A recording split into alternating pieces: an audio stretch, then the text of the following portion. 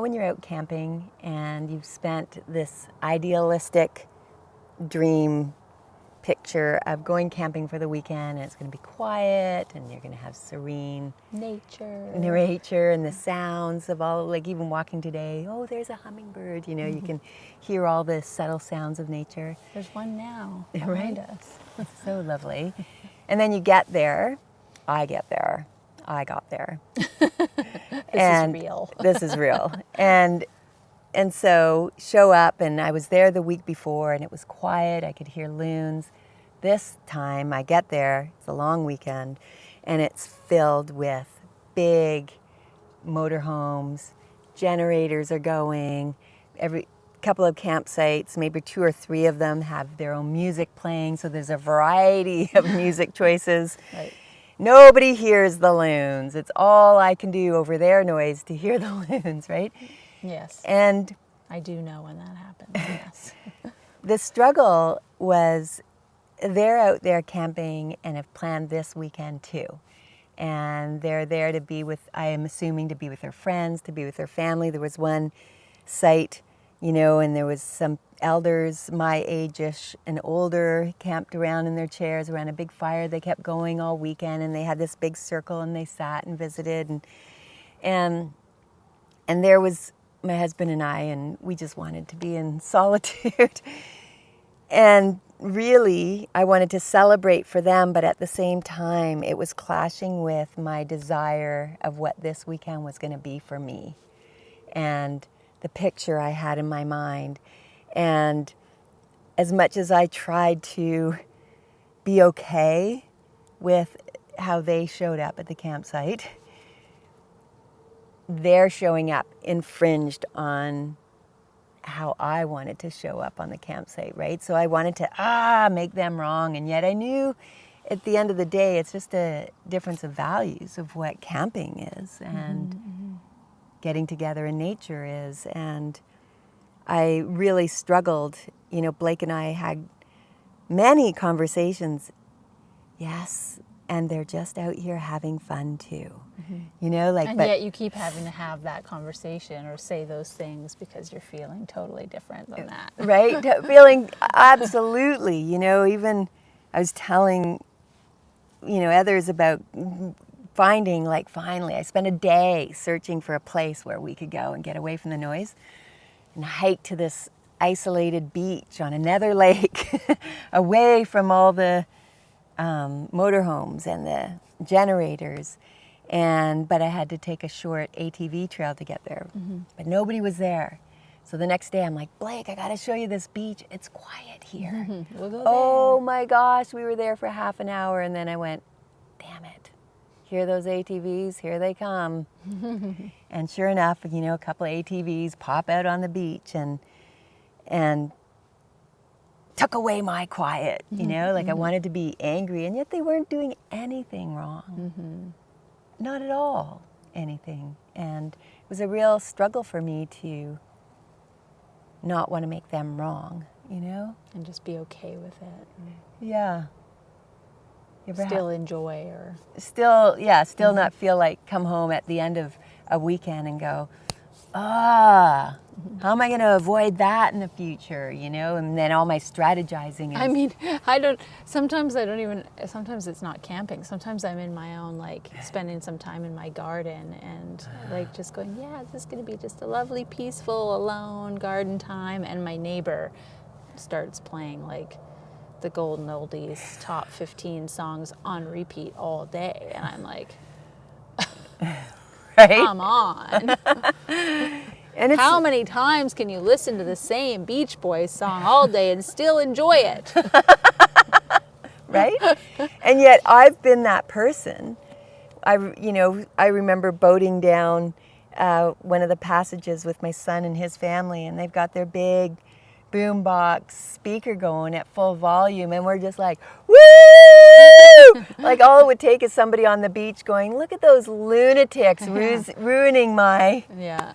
Solace. And yet we were having a grand old time. Yeah. And we've done that for my birthday. We kayaked and paddleboarded to the middle of nowhere. With like 15 people or something. And they were like, people Took were over a whole. totally took over, and people were coming up and going, "Can you guys just," Yeah, simmer down. right? So I've been both. It's such an interesting struggle, because in a world where I'm trying to get along. I mean, I think lots of people are trying to get along, and yet you're describing something where you're at the center of your own universe, and what you want is the thing that you want to happen. What other people want Right. is not acceptable. Right? What do we do? How does anybody work through that? It sounds like you kept trying to just convince yourself that everything was okay the way it was, but you weren't feeling it. It wasn't okay for me. Yeah, that's what I mean. Like, but you Right. kept trying to convince yourself, like, no, it's okay, and they're just doing their thing, and they're just having a great time too, and we're all here for the same, great time, Right? in different ways. But like, and I think that's a lot of like muscle and willpower, and I think a lot of people probably try. I think a lot of people try that. People try it in their families. Like, it's like whatever family function dinner, and like somebody at that table is just trying to do their best to accept everybody for how they are or whatever. And I think it happens. I think a lot of people are putting in a lot of effort to be okay with how things are or how anything is. And yet we're living in this reality where we only have our own lens to see through. And what we're going for, what our goal is, what we're aiming for with the moment or the time or the weekend or whatever is only just ours, and it does, like, other people rub up against it. All wrong. It reminds me of Brene Brown's story of, in their neighborhood, they take turns hosting a Christmas party. Yeah. Do you remember that story? Yeah. And how there was one woman in the neighborhood who drinks Always got drunk and always really drunk, really did something in everybody's face, inappropriate or right. ruined it or whatever. Yeah, made it uncomfortable Yeah. for people. And yeah. so it was her turn to host, and she, in her own sobriety, didn't want to muscle through and didn't think that that was doing a service to herself. And she called it generosity, that she wanted a generous conversation with this woman, and really had it, with her husband, they had dialogued it back and forth what to do, because she didn't want that at her party in her house. And how she ended up sharing that she had this conversation with this lady and said, "Look, we're hosting the party, we're so excited, we really want you to come. And I'm going to ask you when you come not to drink alcohol." And the woman, she said, got mad right away, and she goes, "You don't want me to come?" "No, I really want you to come. I want to be your friend. Yeah, I I hope you do. And I hope Yeah, you do. Yeah. And I don't want you to drink alcohol." Yeah. And she said, to her, that was the generous conversation, was being honest about something that could be really uncomfortable. Yeah. And then the lady, she got mad and she didn't come. Right.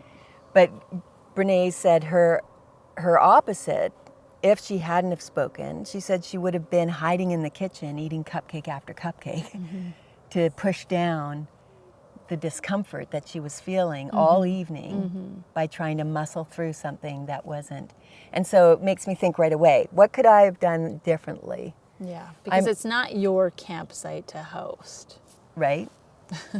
And there is no rule No. against noise making. No. So I can leave. Right. But I could also perhaps have a conversation, and a generous conversation, like if they were, I don't know, I didn't pay that close Could we attention. make a group rule that everybody runs their generators for 2 hours Between- in this time and this right. time, all at the same time, and just get it over with? Right? That would be cool. that Because would then be we could really all hear cool. the loons on the other time. Right? I could. You could try. And just say, yeah.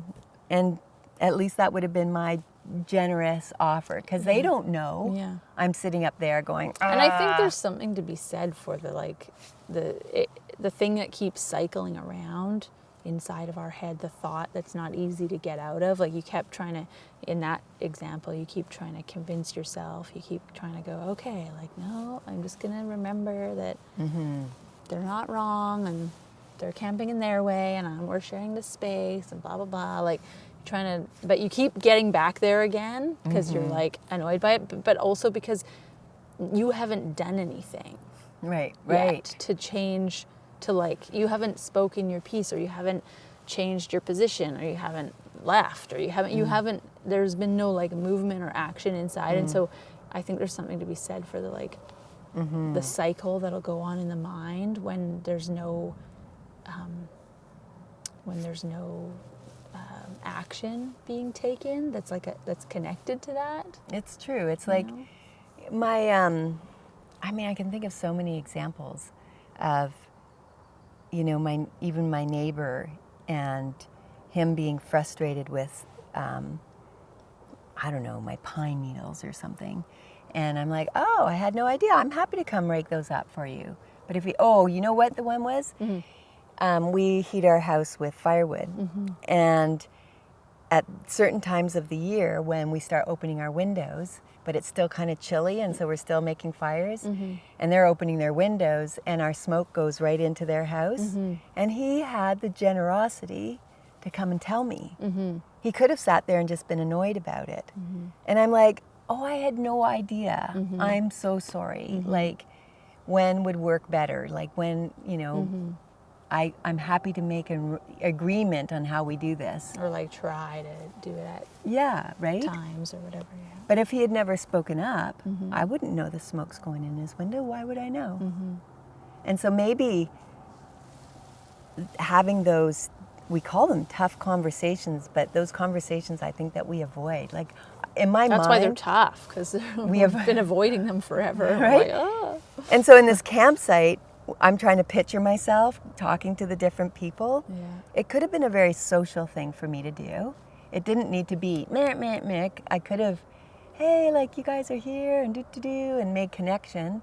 But instead, I withdrew and didn't have the courage to have the tougher conversation. Didn't have to be a mean conversation. It didn't need to be accusational. It didn't need to be any of those things. It could have just been a conversation. And I wonder how many times in our life do we do that? Even like the toad, when you first were deciding to make a motion towards protecting toads in your neighborhood, and you didn't want to be that person. Yeah, I didn't, because I didn't want to go like, I knew it was going to stir the pot amongst people, you know, some people. Different groups, right? It was inviting different groups to behave differently out in the world. And you were going to be the person that had that ask. I don't want to be that person.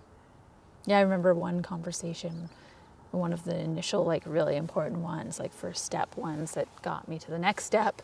But it was like, I finally was willing to, like, approach somebody and have a conversation about doing something about it, doing something about all the toad deaths. And their perspective, which I feel like probably was a lot of people's, was like, gosh, we have way bigger fish to fry in the world. Like, we got things going on that are like, you know, we got oil and gas fracking happening in our province somewhere else or whatever, and you want to like Protect these. put all this effort into this little toad migration that's happening here. And I'm like, and my perspective was, and I said it, I took the opportunity. I could have not. I could have been like, yeah, I guess so. Right, and shrunk away. Right. But I said, so, like, because I can't do anything about that's happening thousands of kilometers away, I shouldn't do anything like a person who's passionate about something in their own backyard shouldn't do something about that, because it's not like as good enough as important of a triumphant feat. Yeah. And then he was sort of like, oh, yeah, when you put it that way, like, right? And so you just like, you can't I always assume that people know or like have the same information that I have. And so therefore some of my holdbacks will be, so like holding back on not having a conversation is to assume, like it goes in conjunction with assuming that they're like the people running their generators, like maybe they're not, or your smoke going through somebody's window. Like I assume I could be that person in the other house going like, well, duh, like we all have our windows open and the sun's shining and you got smoke, where do you think it's going? It's not going straight up. Right. But like you didn't have the thought. The people with the generators like maybe just didn't have that thought yet. And once they do, they're like, oh, maybe we could come up with something else right now. So or whatever, what right? pops into my mind is the picture of the guy.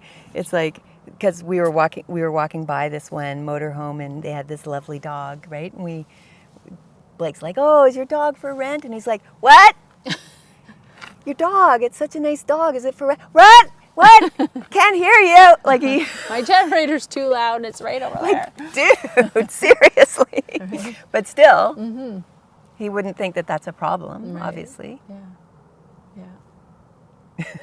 It just makes me laugh, though. Yeah. You can't even hear me, and you're 10 feet away from me. Yeah, totally. Yeah. And so we've got like so many, billions of people on the planet, and everybody's just in their own, this is what I am, here I am in this now moment, this day, and this is what I do, and this is what I want. And they're all bashing up against each other. And we're all bashing up against each other in our values. So strike up some challenging conversations with strangers. But like, and what?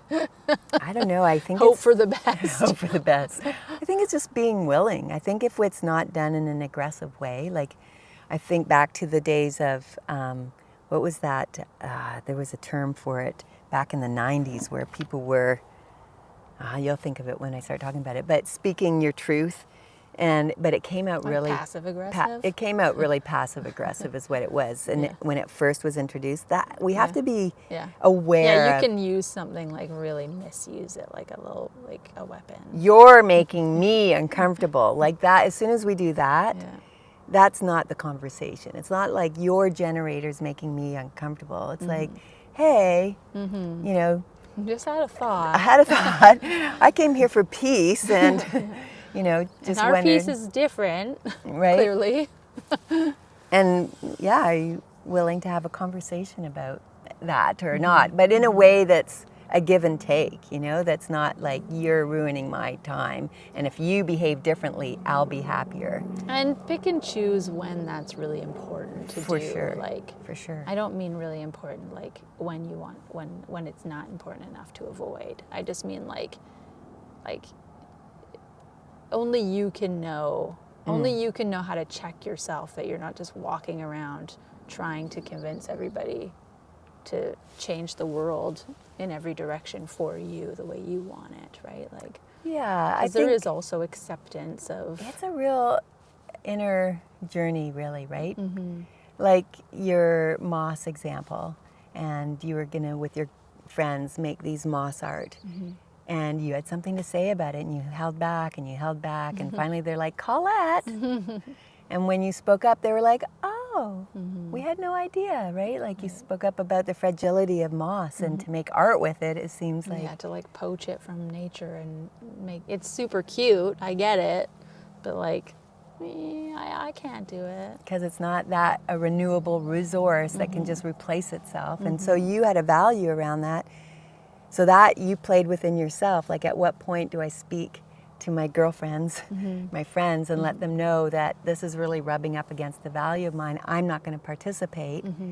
So you chose at first to say nothing. And fortunately, in that situation, they're friends. They I poked you. waffled. They didn't poke me. I said that they probably would. Oh, I see.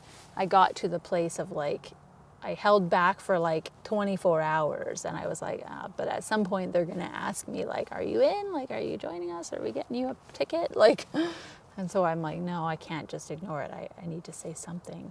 But I also checked myself in not making them wrong about it. Right. Like, and not wanting to not wanting to say what I was gonna say and like Yeah. You do you, you guys. Like, I'm not Right. gonna, like, I'm not holding anything against anybody else's choices here. Like, so I really had to work on that part of myself Which too. I think is the important part of Brene Brown's story, is that she wasn't telling her to quit drinking. She was just saying, Not at my party. not at my party. And I want you to come. So she wasn't telling her how to behave or the right way to behave, but what she needed in her home. Yeah, we really have to take time to think it through. So we have that conversation from a place of not making the other person wrong, because they're not. It's just a different value. Yeah.